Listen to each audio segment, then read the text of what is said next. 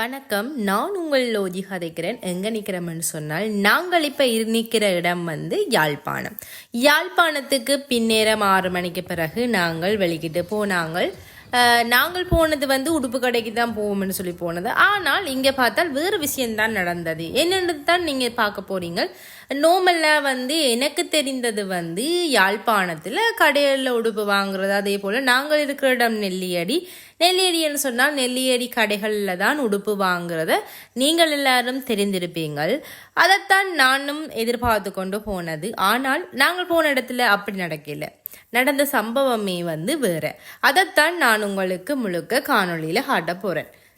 வாங்கோ நாங்கள் நல்லூரான தரிசித்து கொண்டு அதோட இன்றைக்கு நீங்கள் இந்த காணொலியை பார்க்கும்போது சித்திரை புத்தாண்டு பிறந்திருக்கும். அதனால எல்லாருக்குமே இனிய சித்திரை புத்தாண்டு நல்வாழ்த்துக்களையும் தெரிவித்து கொண்டு வாங்கோ நாங்கள் காணொலியில் பார்ப்போம்.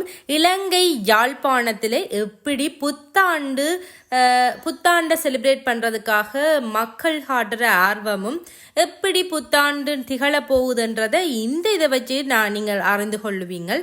மக்களுடைய ஆர்வமும் எத்தனையோ பேர் இந்த புத்தாண்டை வரவேற்கின்ற முகமாக தயாராகி கொண்டிருக்கிறது தான் காணொலியில் பார்க்க போகிறோம். இப்போ பார்த்தீங்கன்னு சொன்னால் நோமலாக எல்லா கடைகள்லையுமே இப்போ நோமலாக விலை குறைவாகவும் சேல்ஸ் போட்டு தான் விற்பாங்க. சேல்ஸ்னு சொன்னால் ஒரு 10% 20% அப்படி குறைவாக கொடுக்கறது தான் எனக்கு தெரிந்திருக்கு. எனக்கு ஞாபகமும் இருக்குது. அப்படி போனது தான் ஞாபகம் இருக்குது. ஆனால் இந்த முறை அப்படி ஒரு விஷயம் நடக்கவில்லை. வாங்கோ நாங்கள் வீடியோவில் போய் எங்கே போகிறேன்னு சொல்லி நான் உங்களுக்கு காட்டுறேன். வீடியோனூடாக பயணித்து கொண்டு வாங்கோ நாங்கள் எங்கே போகிறோம்னு சொல்லி நீங்களும் வீடியோவில் பாருங்கோ.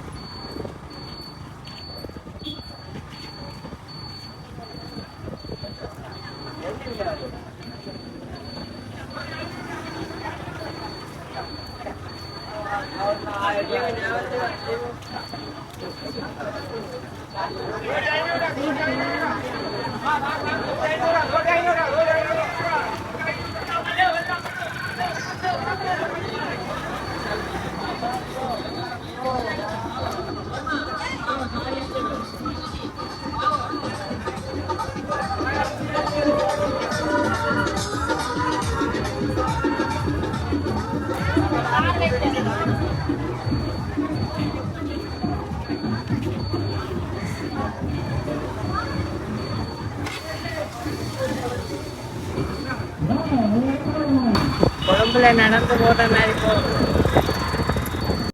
என்னுடைய கணவர் கூறின மாதிரி கொழும்புல நடந்து போக இடித்து முட்டி தட்டுப்பட்டு போகிற மாதிரி தான் அந்த லேனால் வரும்போது இருந்தது. இப்போ நாங்கள் கூறின இடத்துக்கிட்ட வந்துட்டோம். நாங்கள் இப்போ வந்துட்டோம் எங்கே என்று சொன்னால் யாழ்ப்பாணம் முத்தவெளி மைதானத்துக்கு முன்னாடி வந்த நாங்கள் வீரம் சிங்க ஹோலில் என்ன நடக்குதுன்னு சொல்லி நான் ஆல்ரெடி முதலே ஒரு காணொலியில் நாங்களுக்கு போட்டிருக்கோம். அங்கே வந்து இந்தியன் சேல்ஸ் வந்து நடந்தோம். இந்தியன் கடையிண்டு இந்தியன் கலெக்ஷன் கடையிண்டு மெகா சேல் வந்து இந்த வீரசிங்கம் மண்டபத்தில் நடந்துகிட்டு அதுக்கு ஒப்போசிட்டில் இருக்கிற இந்த யாழ்ப்பாணம் முத்தவெளி மைதானம் ஃபுல்லாக இவ்வளவு சனமும் வாகனங்கள எண்ணிக்கையையும் நீங்கள் காணொலியில் பார்த்தீங்கன்னு சொன்னால் தெரியும். இது இப்படி இங்கே நடக்குதுன்னு சொல்லி தெரிந்து கொண்டு நானும் இவரும் இங்கே வரவில்லை. அதை நான் உங்களுக்கு குறிப்பாக சொல்லணும். எங்களுக்கே வந்து ஒரு சர்ப்ரைசிங்கான ஒரு நிகழ்வை தான் நாங்கள் உங்களுக்கு காணொலியூடாக காட்ட போகிறோம். எப்படி என்று சொன்னால் மொத்த சனமுமே மற்ற கடையில் இல்லை, இங்கே தான் எல்லாருமே குழுமி இருந்ததை நீங்கள் காணொலியில் பார்க்குறீங்கள். அதே போல் நான் மற்ற கடையில் என்ன நடந்ததுன்னு சொல்லியும் பின்னால் வரும் வீடியோவில் நீங்கள் பார்த்தால் தெரிந்து கொள்ளுவீங்கள் அங்கே எப்படி இருந்ததா மற்ற கடை பெரிய கடைகள் எல்லாம். இப்போ மெகா சேல் என்று சொல்லி இப்படி போட்டிருக்கிற இந்த இடத்துல இருக்கிற நெரிசலும் கூட்டமும் சனமும் வளமையாக இருக்கின்ற யாழ்ப்பாண கடைகளில் பெருசாக இல்லை. அதை நான் குறிப்பாக திருப்பி ஏன் சொல்கிறேன்னு சொன்னால் அவ்வளவு சிரமமே இங்கே வந்து வாங்கும்போது பிறகு ஏன் அங்கே போயினோம், அதுதான் உண்மையும் கூட. இதை பார்த்துட்டு முதல் யோசிச்சு நாங்கள் இப்படியே காட்டிட்டு போவோம்னு சொல்லி பிறகு பார்த்தால் எங்களுக்கும் ஒரு ஆர்வமாக இருந்தது. அப்படி என்னதான் இங்கே இருக்குது, ஏன் சனம் அவ்வளவு தொடர்ச்சியாக வந்து கொண்டே இருக்கணும், இவ்வளவு வாகன பார்க்கிங் என்னென்று சொல்லி நாங்களும் தெரிந்து கொள்ளத்தானே வேணும். வாங்கும் நாங்கள் உள்ளே போய் பார்ப்போம் என்று சொல்லி வாகனத்தை பார்க் பண்ணுறதுக்கே ஒரு கிட்டத்தட்ட ஒரு 5-10 நிமிஷம் எடுத்தது என்று சொன்னால் பார்க் பண்ணுறதுக்கு இடமே இல்லை. வாகனத்தை நிப்பாட்டி போட்டு உள்ளே போனால் நீங்கள் பார்க்குற மாதிரி A to Z எல்லா பொருட்களுக்குமே விலைக்கழிவோடு விற்று கொண்டிருக்காங்க. சாண்டிலேருந்து ஷூலேருந்து ஹேண்ட்பேக்லேருந்து குழந்தை பிள்ளைகளுக்கான ஆடைகள்லேருந்து ஜுவல்ஸ் ஐட்டங்கள்ல இருந்து பெரியவர்களுக்கான ஆடைகள் துணி என்று சொல்லி எக்கச்சக்கமான ஏராளமான பொருட்களும் விற்கப்பட்டு கொண்டு வந்தது. அதை விட சின்ன இப்போ அதில் பம்பாய் முட்டை அதெல்லாம் விற்கணும், அதே மாதிரி நிறைய விஷயங்கள் ஐஸ்கிரீம் அப்படின்னு சொல்லி சாப்பாட்டு ஐட்டங்களும் நாங்கள் விற்கிற மாதிரி இருந்தது. அதைத்தான் நாங்கள் நாங்கள் வாங்குவோம். இப்போ கடையில் போய் என்ன மாதிரி உடுப்புகள் இருக்குது, அடுத்தது வந்து என்னென்ன ப்ரைஸ் கழிவுகளோட நோமலாக இந்த காலத்தில் ஒரு ஆளுக்கு உடுப்பு வாங்குறதுக்கு குறைந்தது 5000 ரூபா வேணுமென்று தான் தெரியும். ஆனால் குறைந்தது 500 ரூபா 1000 ரூபாக்குள்ளேயும் உடுப்பு எடுக்கலாம் என்றது இங்கே போனதுக்கு அப்புறம் தான் எங்களுக்கு விளங்கிச்சுது. இப்போ சாதாரணமான ஒரு மனிதர்கள் வந்து குறைந்த விலையில் உடுப்பு எடுக்கிறதுக்கான இடங்கள் இருக்குது. இப்போ நாங்கள் புத்தாண்டை கொண்டாடுற மாதிரி எல்லாரும் புத்தாண்டை கொண்டாடலாம் என்றது தான் இந்த காணொளியில் இங்கே நடக்கிற விஷயங்களை பொறுத்து நடந்து கொண்டிருக்கிறன்றதை நான் நம்புகிறேன். என்ன சொன்னால் அவ்வளவு மலிவாகவும் இந்த தரமான பொருட்களும் இருந்தது, சும்மா சொல்லக்கூடாது. தரமான பொருட்கள் நிறைய இருந்தது. நாங்கள் இப்போ வீடியோவில் என்ன மாதிரி அங்கே சன நெரிசல் எப்படி நடந்து கொண்டிருந்தது, என்ன மாதிரியான பொருட்கள் விற்கப்பட்டதுன்னு சொல்லி ஒவ்வொன்றா பார்ப்போம். நிறைய கூடாரங்கள் அமைக்கப்பட்டு நிறைய பொருட்கள் நிறைய விதங்களில், மற்றது வந்து முழுக்கவே மெகா சேலுன்னு தான் சொல்லலாம். தரமான விலை குறைவுகளோட சரியான விலை குறைவோட நீங்கள் பார்த்தீங்கன்னு சொன்னால் தெரியும். மக்கள் வந்து திரண்டு வந்து கொண்டே இருக்கணும், போகிறது வாரது சும்மா வந்து பார்த்துட்டு போகவும் இல்லை. போகும்போது எல்லாரும் ஒரு பெரிய பேக்குகளில் பார்த்தீங்கன்னு சொன்னால் தெரியும், பெரிய பேக்கில் சாமான்கள் வாங்கி கொண்டு போகிறத தான் நீங்கள் பார்த்துருப்பீங்க. வாங்க நாங்கள் இப்போ ஒவ்வொரு விஷயமா என்னென்ன எல்லாம் இருக்குது என்று சொல்லி பார்ப்போம்.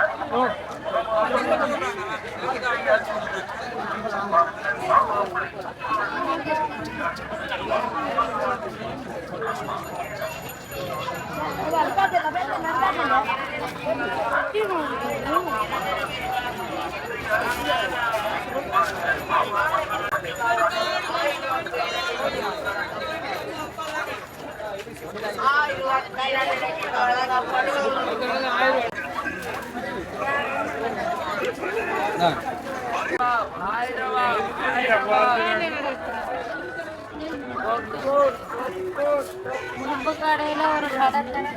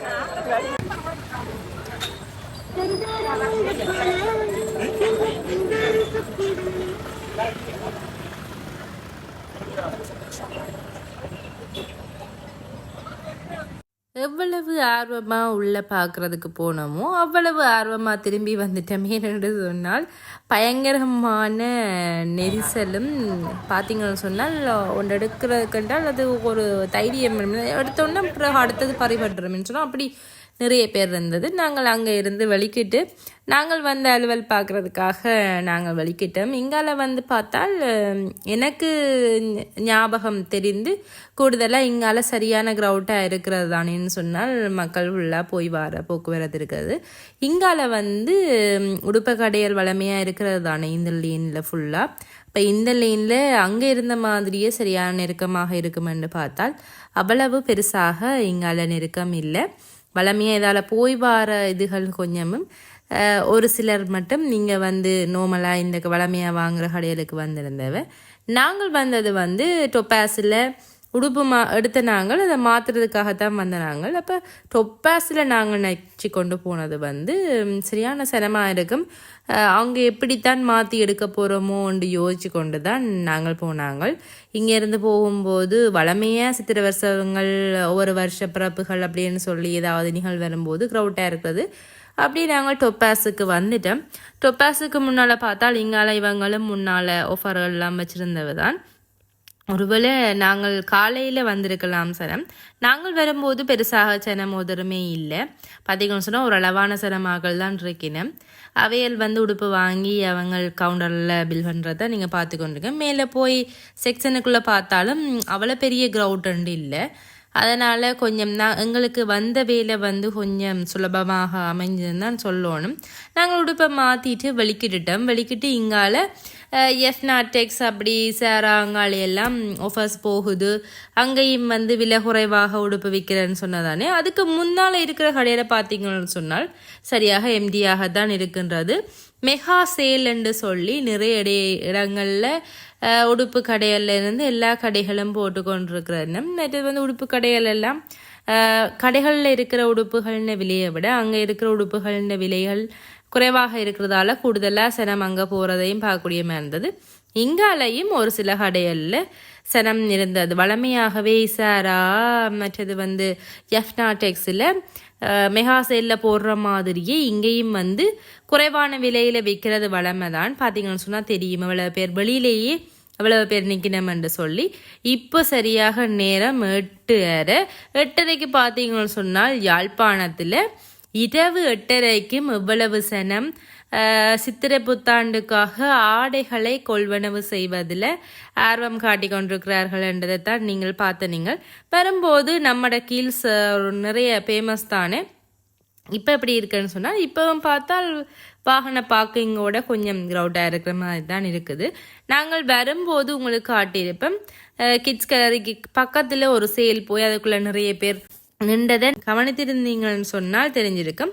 அங்கே என்னதான் நடக்குதுன்னு சொல்லி அதையும் பார்த்துட்டு நாங்கள் வீட்டை வலிக்கிடுவோமே என்று சொல்லி அங்கே போனால் அங்கே பார்த்தீங்கன்னு சொன்னால் மெட்டீரியல் துணிகளில் இருந்து ஷர்ட், டிஷர்ட், சாரின்னு சொல்லி எல்லா உடைகளுமே இருந்தது. சரியான விலை கழிவுகளோடு தான் இருந்தது. 500 ரூபா முதல் 800 ரூபா, 600 ரூபா, 1000 ரூபா, 1000 ரூபாய்க்கு 2 ஷர்ட் அப்படின்னு சொல்லி இங்கேயும் மலிவான பொருட்கள் நிறைய விற்கப்பட்டிருக்கோம். மற்றது வந்து குறைந்த விலையில வந்து இது வந்து நெகம்புல இருந்து சேல்ஸ் போட்டிருக்கிறாங்க. நெகம்பு சேல்ஸ் வந்து இங்கே நடந்து கொண்டது. அதுக்கு பக்கத்தில் வந்து பிளாஸ்டிக் கடை, அதையும் பார்த்துட்டு நாங்கள் வெளிக்கிட்டோம். இப்படித்தான் எங்களுடைய புத்தாண்டுக்கு முதல் நாள் இப்படித்தான் யாழ்ப்பாணம் இருந்ததுன்றதை நாங்கள் உங்களுக்கு காணொலியூடாக காட்டியிருக்கிறோம். மீண்டும் இன்னொரு காணொலியோடு உங்களை சந்திக்கிறோம். பாய், see you.